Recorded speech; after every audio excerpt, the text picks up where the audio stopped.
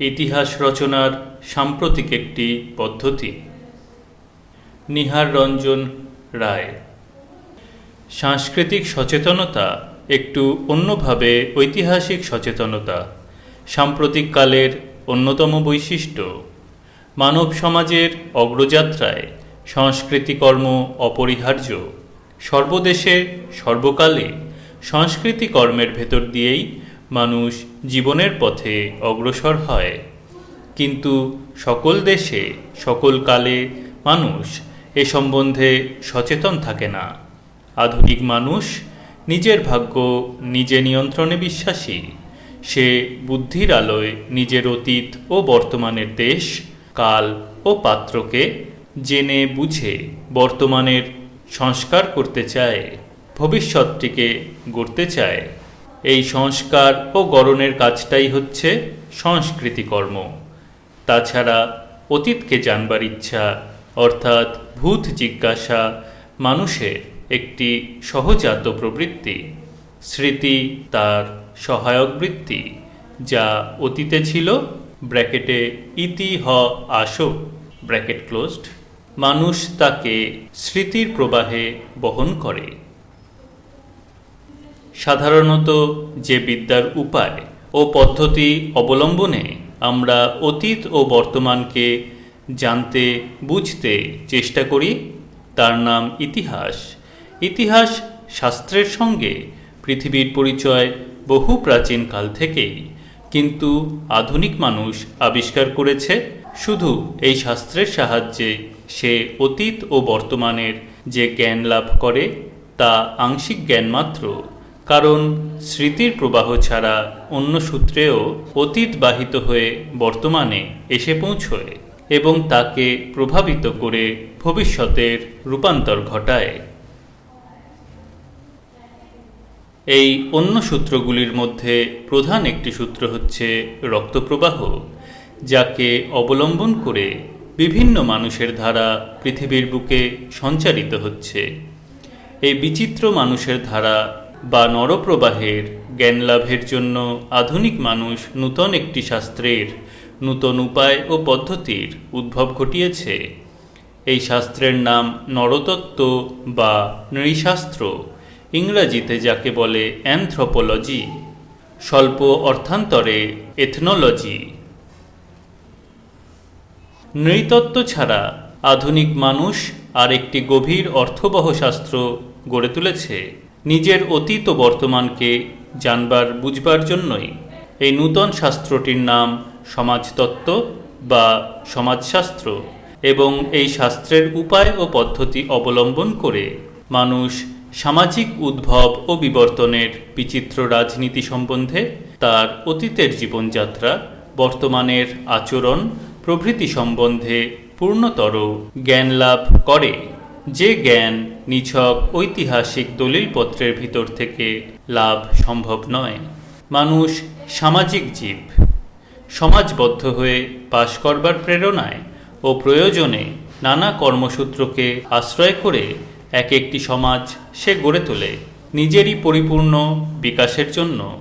ধর্মকর্ম, শিল্পকলা, জ্ঞান বিজ্ঞান, সাহিত্য দর্শন প্রভৃতি যেমন এই কর্মসূত্রের অন্তর্গত, রাষ্ট্রবন্ধন, বর্ণবন্ধন, গোষ্ঠীবন্ধন, ব্যবসা বাণিজ্য, শস্যোৎপাদন, রন্ধনক্রিয়া, অসন বসন, প্রজনন, আচার ব্যবহার, ছোট বড় তুচ্ছ যত কর্ম সমস্তই বিশেষ দেশ ও কালের সামাজিক কাঠামোর বিভিন্ন সূত্র বা অঙ্গ, যারা আবার একে অন্যে পারস্পরিক সম্বন্ধে যুক্ত হয়ে সমাজ দেহকে ধারণ করে রাখে। বলা প্রয়োজন, আমি সেই সব কর্মের কথাই বলছি যা একান্তভাবে ব্যক্তিগত নয়, যে কর্ম সামাজিক প্যাটার্নগত, যে কর্মের যোগ সমাজের অন্য 10 জনের সঙ্গে। যাই হোক, এই সূত্র বা অঙ্গগুলির পরিচয় না পেলে অতীত ও বর্তমানের জ্ঞান সম্পূর্ণ হয় না। যে শাস্ত্রের সাহায্যে এই জ্ঞান আমরা লাভ করি তারই নাম সমাজশাস্ত্র। আজও ইতিহাস, নৃতত্ত্ব ও সমাজশাস্ত্র পৃথিবীর জ্ঞানী ও পণ্ডিত সমাজে পৃথক পৃথক শাস্ত্র হিসাবেই স্বীকৃত। বিশ্ববিদ্যালয়গুলিতেও অধ্যয়ন অধ্যাপনা সেইভাবেই হয়ে থাকে। কিন্তু একান্ত সাম্প্রতিককালে একটি জিনিস ক্রমশ স্পষ্ট হয়ে ধরা পড়ছে, তা হচ্ছে এই যে যত দিন যাচ্ছে তত যেন বিভিন্ন বিষয়ের সুনির্দিষ্ট সীমারেখা ঘুচে যাচ্ছে। একটি শাস্ত্রের সঙ্গে আর একটি শাস্ত্রের যোগাযোগ ঘনিষ্ঠতর হয়ে ধরা পড়ছে, বিশেষত জ্ঞানের উচ্চতর স্তরে। সুখের বিষয় ইতিহাস, নৃতত্ত্ব, সমাজশাস্ত্র পরস্পর যত পৃথকই হোক, তার অঙ্গাঙ্গী সম্বন্ধ আজ একেবারে অস্বীকৃত নয়, অন্তত কোনো কোনো পণ্ডিত সমাজে।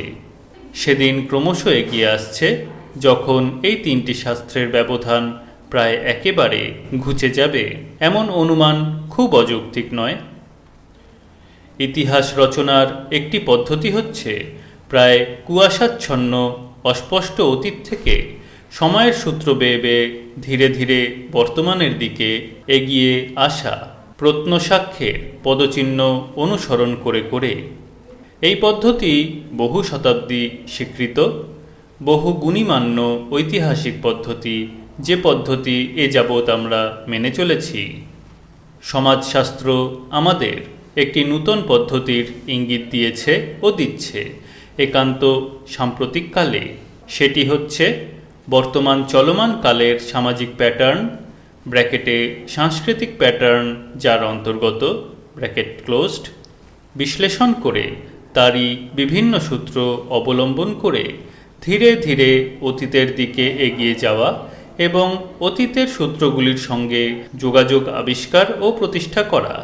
এর ফলে অতীত ও বর্তমানের রহস্য মুক্তি ঘটে, দুই জীবন্ত হয়ে ওঠে এবং দুয়েরই নূতন অর্থসন্ধান লাভ করা যায়। তখনই শুধু অতীত ও বর্তমান এক সূত্রে গাঁথা পড়ে। এ কথা অত্যন্ত বেশি সত্য সেই সব দেশ সম্বন্ধে যেসব দেশে ইতিহাসের ধারাবাহিকতা অত্যন্ত প্রত্যক্ষ। ভারতবর্ষ সেই সব স্বল্প কয়েকটি ভূখণ্ডের অন্যতম। শেষোক্ত এই পদ্ধতি অবলম্বন করে ইতিহাসের পরিধিকে বিস্তৃত করা, ইতিহাসের পূর্ণতর জ্ঞান লাভ করার সজ্ঞান প্রয়াস পাশ্চাত্য পৃথিবীর বিদ্বজ্জন সমাজে কিছুদিন যাবৎ দেখা দিয়েছে এবং তার সুফলও পাওয়া যাচ্ছে। আমাদের দেশে এ প্রয়াস কেউ কেউ কেবল শুরু করেছেন মাত্র। এইমাত্র যে সামাজিক প্যাটার্ন বিশ্লেষণের কথা বললাম, এ বিশ্লেষণের উপায় ও পদ্ধতি কি? কি উপায়ে এই প্যাটার্নের সূত্র বা অঙ্গগুলি ধরা পড়বে?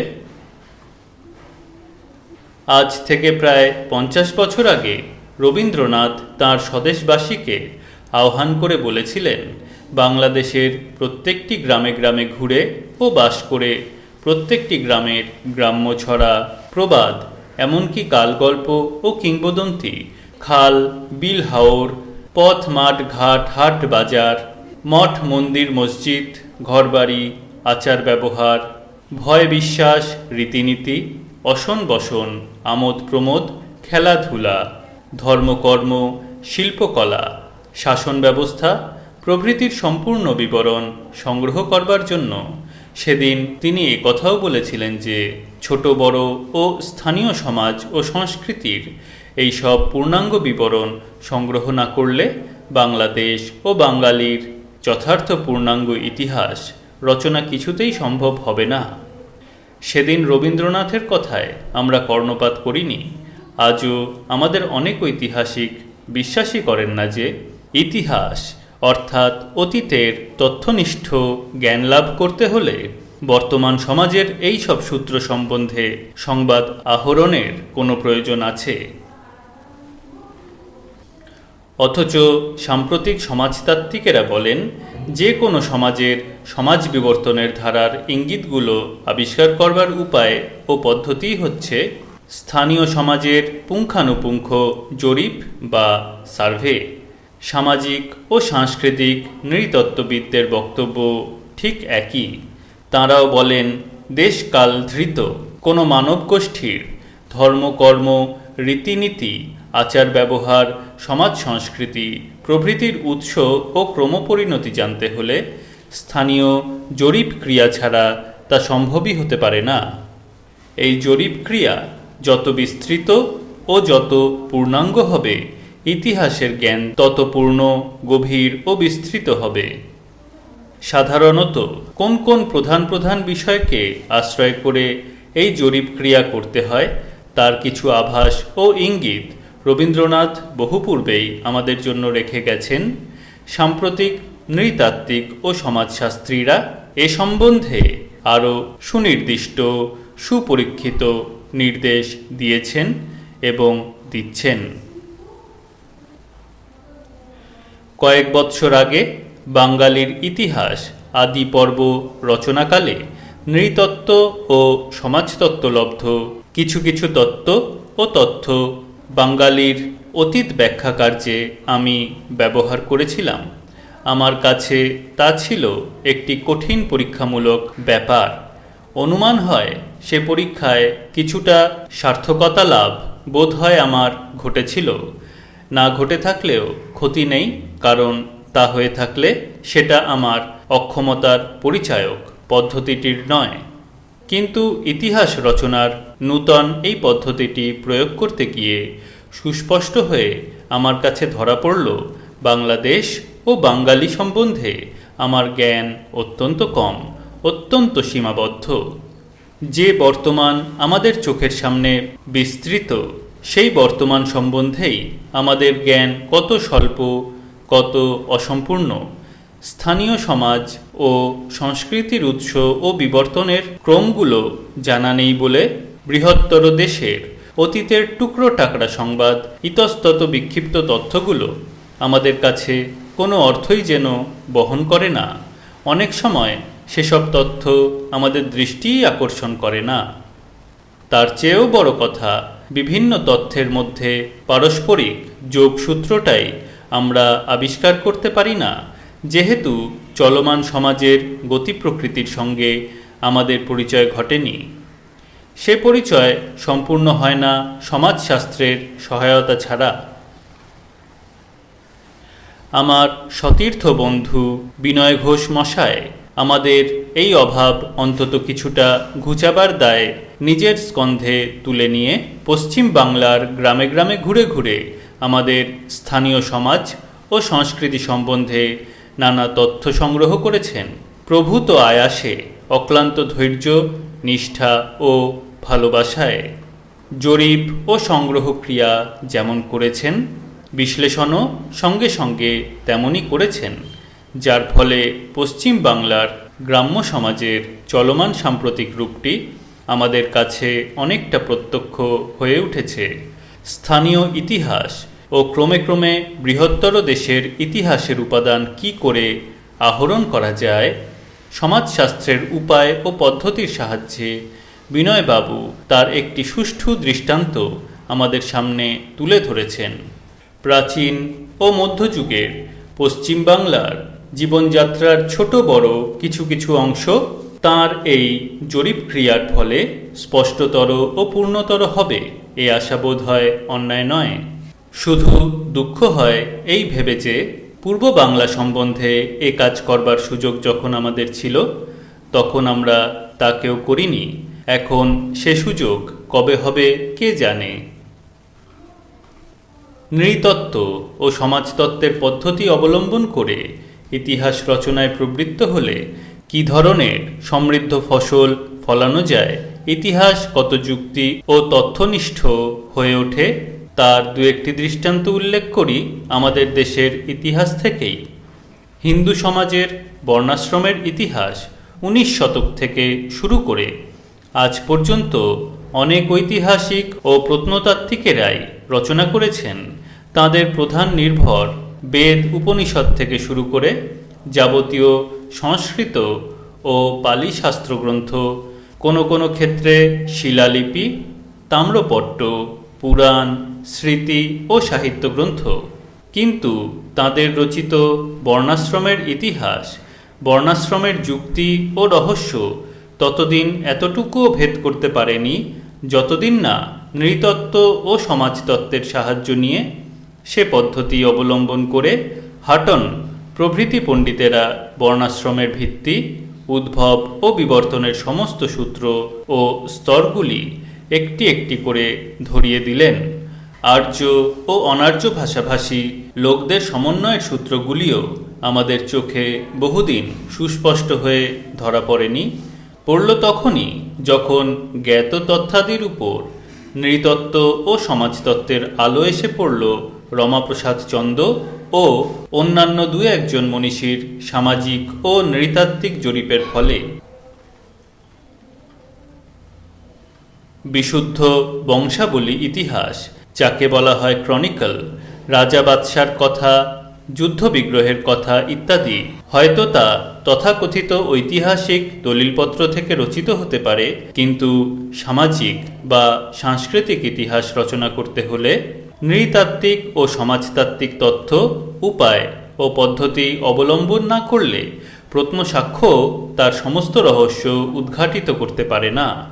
যাঁরা গর্ডন চাইল্ড প্রভৃতি মনীষীর সাম্প্রতিক গবেষণাদি এবং সর্বজন সুখপাঠ্য গ্রন্থাদির সঙ্গে পরিচিত, তাঁরাই এ কথার সত্যতা স্বীকার করবেন।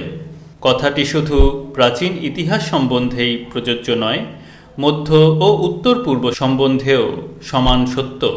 বিগত 100 বছর ধরে অসংখ্য গবেষক স্থানীয় কাউন্টি ও পারিশের ব্র্যাকেটে কাউন্টি ও পারিশ ব্র্যাকেট ক্লোজড যাবতীয় সামাজিক ও সাংস্কৃতিক তথ্যাদি যদি সংগ্রহ ও বিশ্লেষণ করে না রাখতেন, জরিপ কার্যটির ফলাফল যদি তৈরি না থাকত এবং তার উপর সমাজশাস্ত্রের উপায় ও পদ্ধতির আলোকপাত না ঘটত, তাহলে কি ট্রেভিলিয়ানের পক্ষে ইংল্যান্ডের সামাজিক ইতিহাস রচনা করা সম্ভব হতো? বাংলাদেশে সম্প্রতি যে 2-4 জন গবেষক ইতিহাসে এই নূতন পদ্ধতির প্রয়োগে অগ্রসর হয়েছেন, বিনয় ঘোষ তাঁদের অন্যতম। আমাদের 19 শতকের সংস্কৃতি বিশ্লেষণে তিনি ইতিমধ্যেই এই পদ্ধতি প্রয়োগ করে এমন সার্থক ফল লাভ করেছেন, যার সন্ধান আগে আমরা জানতাম না। বর্তমান গ্রন্থে তিনি বিষয়ান্তরে মনোনিবেশ করেছেন, কিন্তু উদ্দেশ্য একই, এবং তা হচ্ছে বাংলাদেশ ও বাঙালির সংস্কৃতির ইতিহাসের সূত্র আবিষ্কার।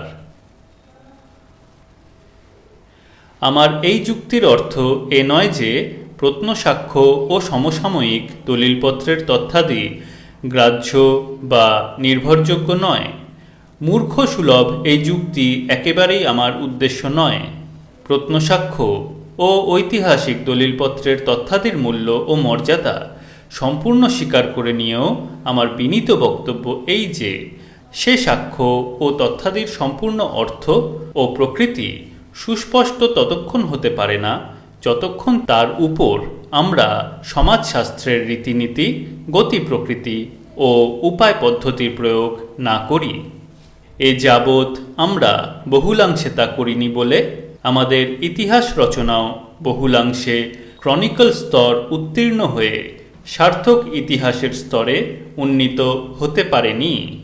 ক্রমশ এই দিকে আমাদের দৃষ্টি আকৃষ্ট হোক, আমার ইতিহাস লুব্ধ চিত্তের এই কামনা।